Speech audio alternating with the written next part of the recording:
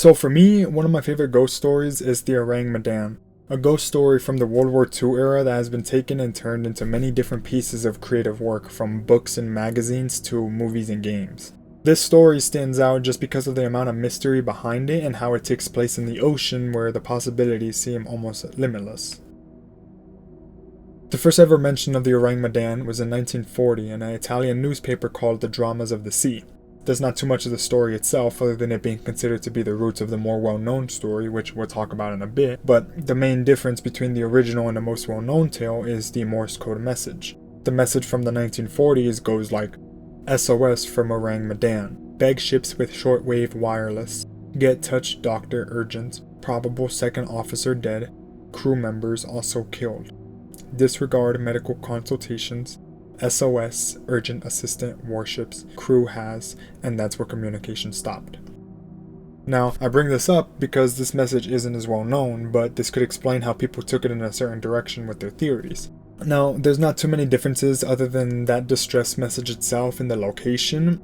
Everything else is pretty much the same, but it's expanded on in a 1948 Indonesian newspaper called the Lokomotive Semarang Commercial and Advertising Paper. The story from the paper is most well known, and it's where the story got most of its key elements. So with that brief history lesson, let's get into it. On a route in the Straits of Malacca, the crew of the American Silver Star begin to wrap up their day. As the crew gathers in the living quarters for the night, a single member stays at his post, distracted by one of the many magazines he's brought on board. As time ticks on, a distress signal abruptly starts playing, startling the crew member into a focus. SOS from Ourang Medan. All officers, including captain, dead, lying in chart room and on bridge. Probably whole crew dead. I die. This message plays out 2 more times as the crew member writes it out with scribbled handwriting. He grabs the note and runs to the other members. After showing the rest of the crew, they begin heading in the direction that they think it could have came from.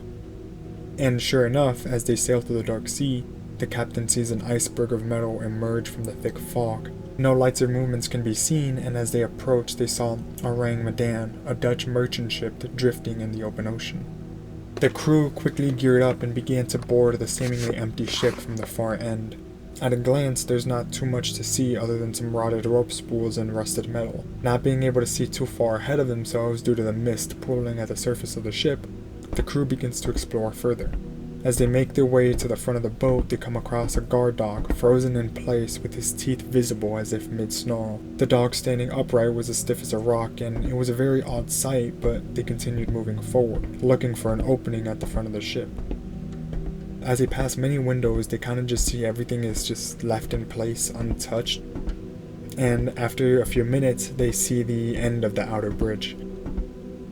Upon turning that corner, they were all surprised to see the bodies of the old crew members, all frozen in place, some sitting against the walls with their arms raised, some huddled together with others piled on top or in a fetal position on the floor, but all just frozen with this immense fear just etched into their faces. The scene was haunting and the crew couldn't make anything of it. They're all dead but have no visible wounds. And what's even stranger is the ship looks like it's been left for a long time, years maybe, but the bodies are just barely decomposed. Nothing added up to the crew members, but they knew that they needed to get the ship back to shore for an investigation. As the crew was looking around for any clues, they heard a contained boom coming from the bottom of the ship. Not wanting to risk the time it would take to question what it was, the crew rushes off the Ourang Medan and onto their boat. They bring up their anchor and begin to reposition their ship in accordance with the Medan.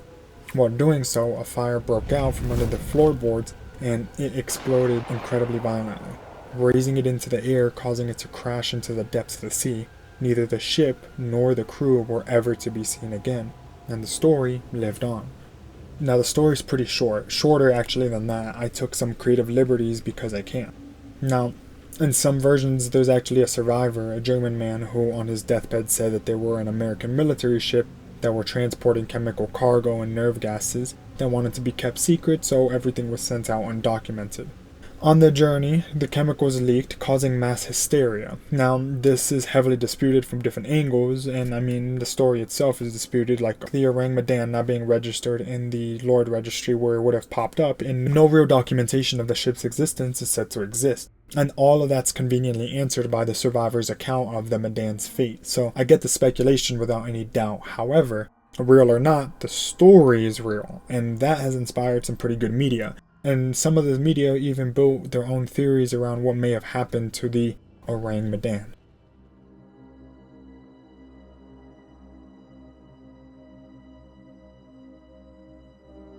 Man of Maiden is a part of the Dark Pictures Anthology and is one of the many pieces of media that took inspiration from this old tale and turned it into a pretty good game. These games are all very similar in format, where your decisions eventually lead up to a specific ending. This game has like 10 different endings you could get. There could be more, I just know of those 10, so I'm gonna go through the good ending and give a brief explanation of the story, but I recommend playing if possible or watching Gaming Harry's video on it, as he explains the story and theories pretty well. The game starts with us seeing an American military ship docked at a Manchurian Chinese port. There are 4 caskets that we have dead soldiers inside, but we don't know this yet. We mainly follow 2 Navy buddies who eventually have too much to drink, and Joe, one of them, gets in trouble by the sergeant and gets put in timeout for a bit. Lightning strikes the ship, hitting the cargo hold, causing a gas to form out of some crates. Joe wakes up and quickly finds a corpse stashed in a locker. Spooked, he heads out into the ship and quickly frees his friend. They soon find more bodies all over the ship, and people acting very erratically. When they make it to the cargo hold, Joe faces a demonized version of his son, causing him to have a heart attack and die.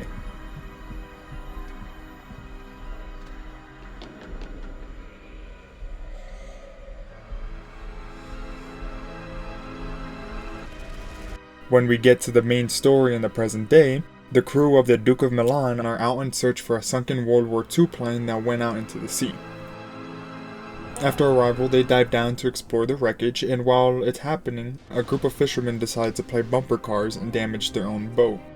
This led to a brief altercation where they asked for repair money, and they just said, "If you're a broke boy, just say so," and threw money into the water, pissing off the main fisherman.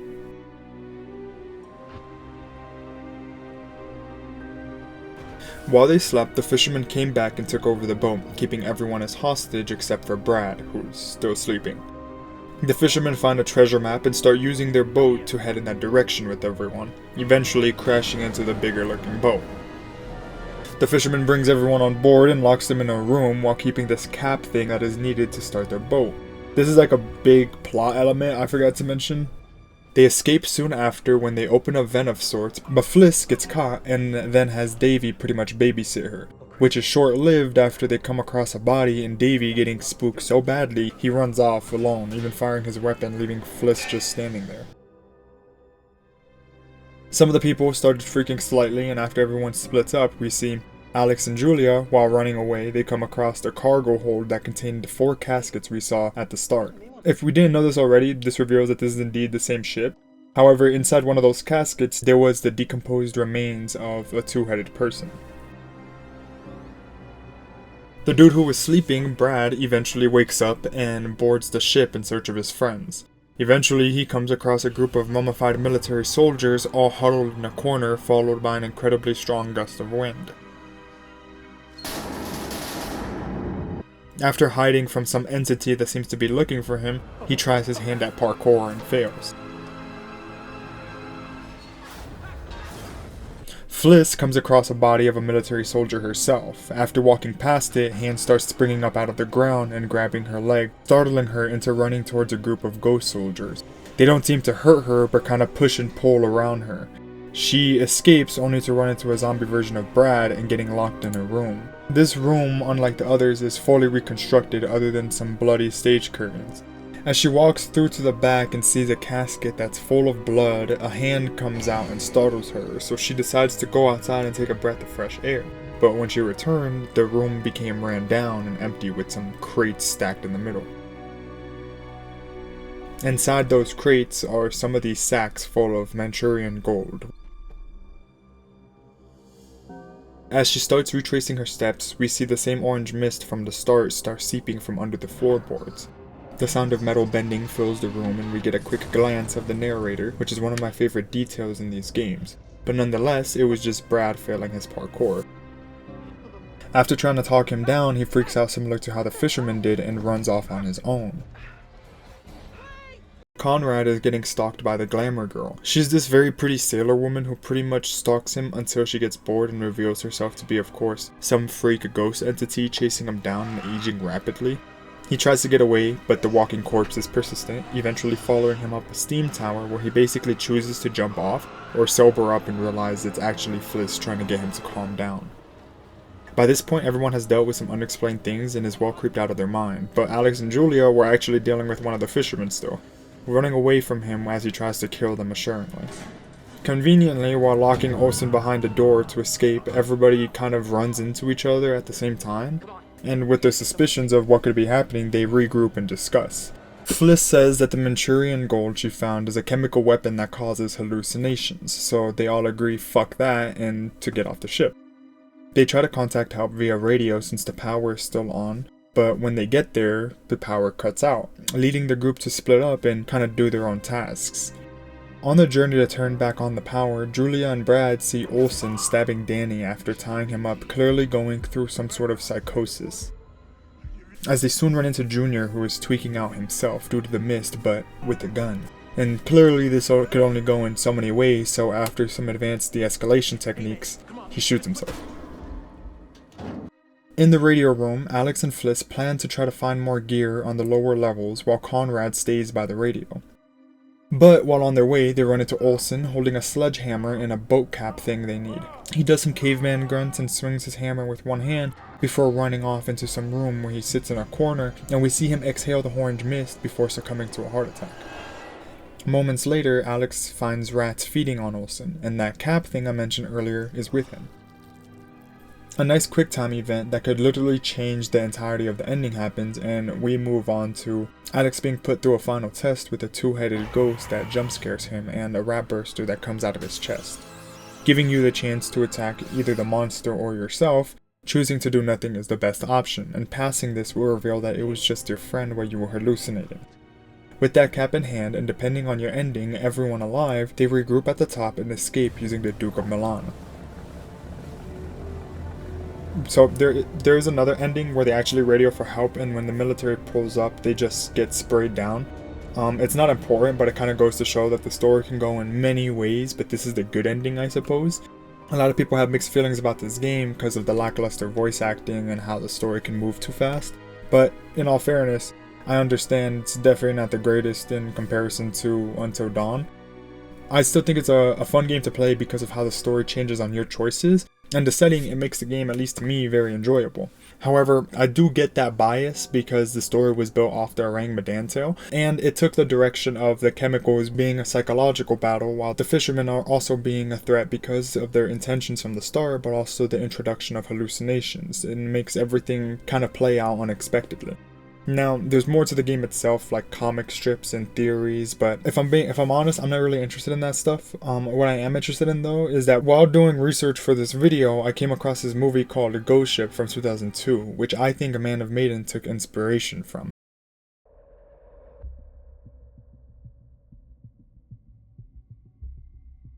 Now, I usually don't watch horror movies or even play too many scary games. I don't know why, I'm just not good at them. But this movie kind of stood out a little bit, and I said, you know, if there's any way that there could be a link, I might as well put myself through it. So I watched the whole movie at like 2 a.m. and it was like the greatest time I've had all week while making the video. It wasn't too scary other than like the occasional jump scares, and it could definitely be critiqued, but for me, this is still cinema. So, for starters, the movie originally was supposed to be a psychological thriller, and you could see the remnants of this in the movie, but the changes left some of the actors feeling unsatisfied with the direction the movie took. Regardless, I can see clear parallels between this movie and the game. The movie starts in 1962 on this luxury cruise ship, where we get shots of this lively environment, people singing and dining and hanging out with guests. The movie drives our attention at some characters. A beautiful Italian woman singing, a server with a Hitler haircut and distinct face, serving apparent higher ranking crew members, a little girl with a light blue dress with one of the friendly workers, and the captain, who takes the little girl's hand and they dance to the Italian music. We then see a lever being pulled and shots of a metal wire breaking parts of its mechanism. This thin metal wire then quickly whips through everyone, slicing everything in a second. Everyone collapses in pieces onto the ground as we get crazy shots of everybody on the ground squirming. The little girl is left standing with the captain only for him to lose his head. We then come to the present day where we're introduced to the salvage crew of the Arctic Warrior in the middle of their most recent job. Murphy, the captain, Epps, the protagonist, Dodge, he's one of the crew members, Greer, who steers the ship, Munder, the welding engineer, and a random dude who pops up. He's Santos, the boat's engineer. In the distance, we see somebody watching the crew. Come to find out, it's Quinn from Dexter. Like, not even 10 minutes in and I'm like, so much is happening. I'm just sitting there like, what the fuck? Either way, he offers a job to salvage this boat he flew over, with him taking 20% cut of what they can get. There's a few questions and the crew kind of talks it out, and they decide why not, it can be an opportunity worth taking. So they say that we'll do it, but you get 10%.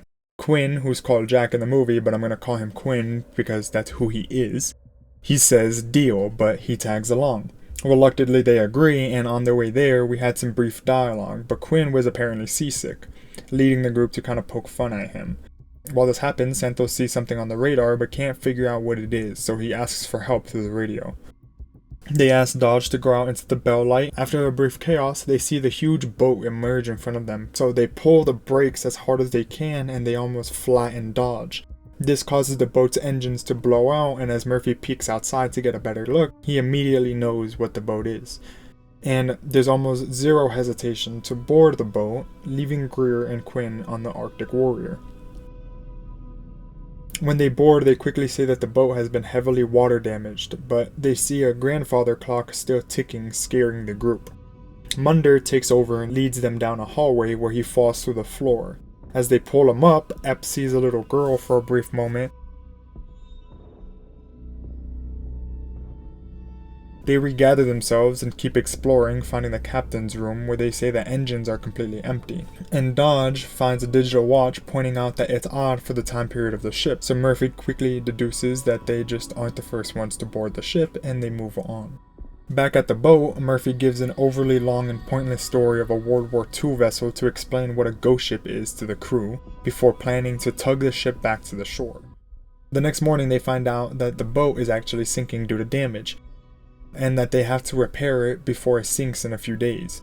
Munder elegantly explains why it's hard to do in 3 days. The group decides to give it a shot and gear up, while Santos is in the engine room getting frisky with the engines. In common horror movie fashion, everybody splits up. Munder and Dodge go to the engine room, Epps goes to the pool area, Murphy and Greer go to the captain's quarters. Epps finds bullet holes and casings around the pool before trying to get out and being scared by the little girl, knocking herself out. When she comes to, we see a shot of blood draining into a bullet hole, and Quinn pops up to help. That pool then starts spilling blood into itself, and we see bodies floating inside. Murphy finds a bloody razor in a sink and a liquor bottle that he's tempted by.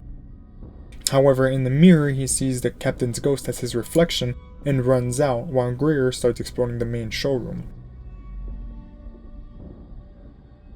Epps and Quinn try to get through a laundry room to see if it's flooded, but sure enough, it has fresh bodies in the water, and they get locked in. Some doors open, leading them down a path, and Greer, back at the showroom, finds a lit cigarette with lipstick on it. He sees a poster with the woman from the beginning and points out her breasts, but quickly reminds himself that he's about to be married and shouldn't think like that. The path Epps and Quinn were going down lead them to crates full of gold, so they regrouped everyone and discussed their next moves. Dodge talks about the gold and how it could have been stolen because the serial numbers are scratched off, and Greer brings up that he was seeing and hearing things.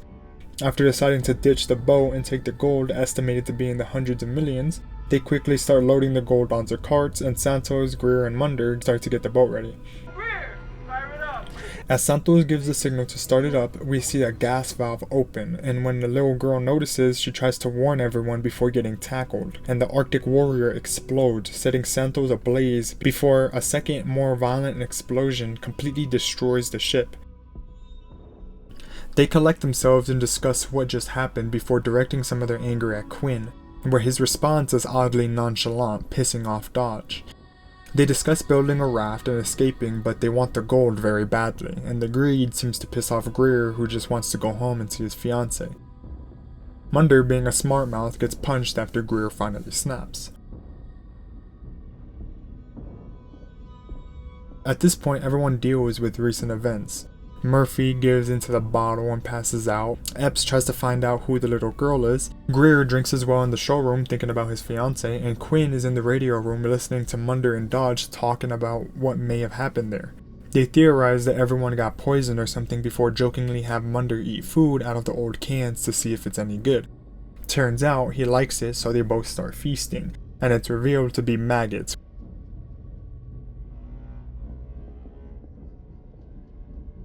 Epps is led to the little girl's room by everything slamming around her and a single door opening.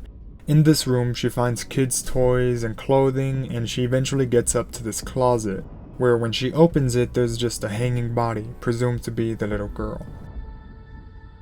Back with Greer, there's another scene similar to the scene from Man of Medan.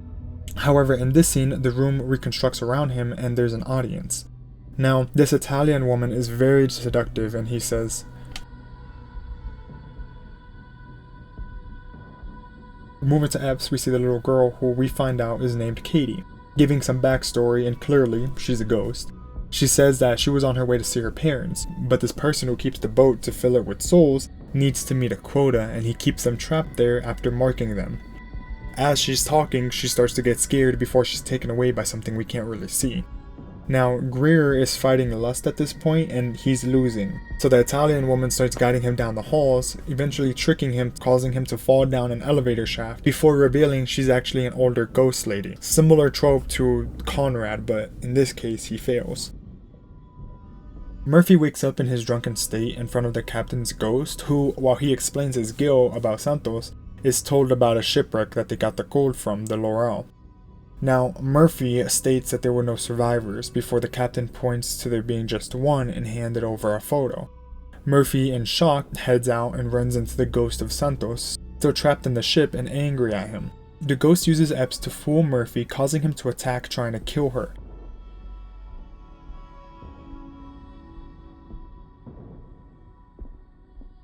Quinn comes in and knocks him out, where soon after they throw Murphy in an empty water tank.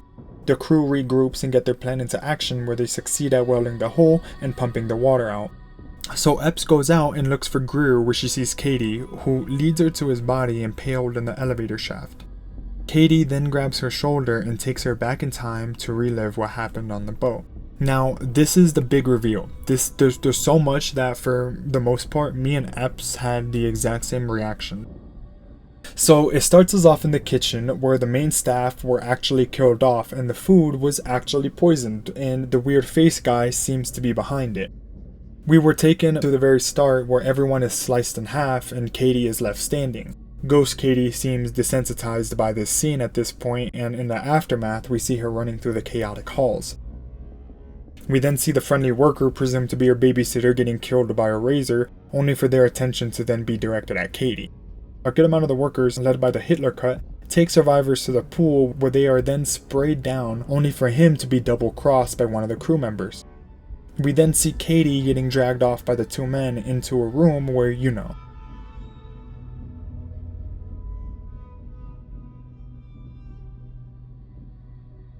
Then we're at the cargo hold, where they start looking at the gold in its crates. The Italian woman shows up and convinces him to turn on his men, only for her to shoot him.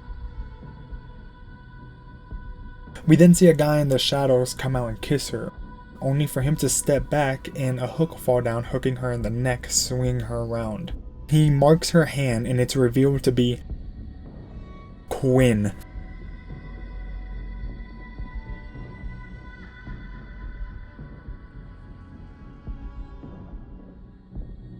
Epps, realizing this, rushes to Murphy, but it's too late. He's drowned in the tank he was put in. She finds Dodge and tries to tell him that they need to leave, but Quinn shows up. What's happening?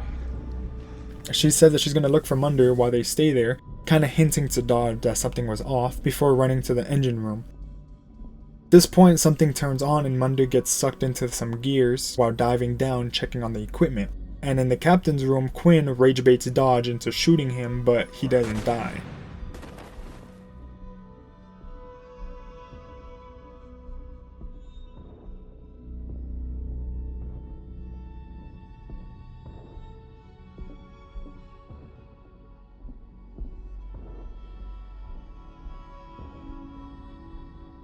Epps gets to the engine room, but it's too late, so she starts rigging explosives all over the ship. Dodge pops up and says he killed Quinn. He questions why she's gonna blow up the ship and what about the gold, but she's persistent. He then blows up in anger, and after an ominous laugh, it's revealed to be Quinn, who can also shapeshift, where he then tries negotiating, saying she leaves the ship in one piece and she gets the gold. This is his job, collecting souls for management, after being appointed that position after a lifetime of sin. But she doesn't budge. So he knocks her into the water where they briefly fight, and she stuns Quinn only to get up with a spear gun that she pulled out of her ass, aiming it at the detonator's trigger. After hitting the trigger, she blows up the ship, where we then see Quinn getting vaporized and Katie guiding Epps on her way out. We're shown shots of spirits rising all around her, and when she breaks the surface, we get a shot of the ship sinking and souls rising out of it. She floats on a luggage crate for a while until a cruise ship comes along and picks her up. Back on land, she's wheeled into an ambulance and she sees familiar crates, and Quinn shows up making eye contact with her before the door shut and the movie ends.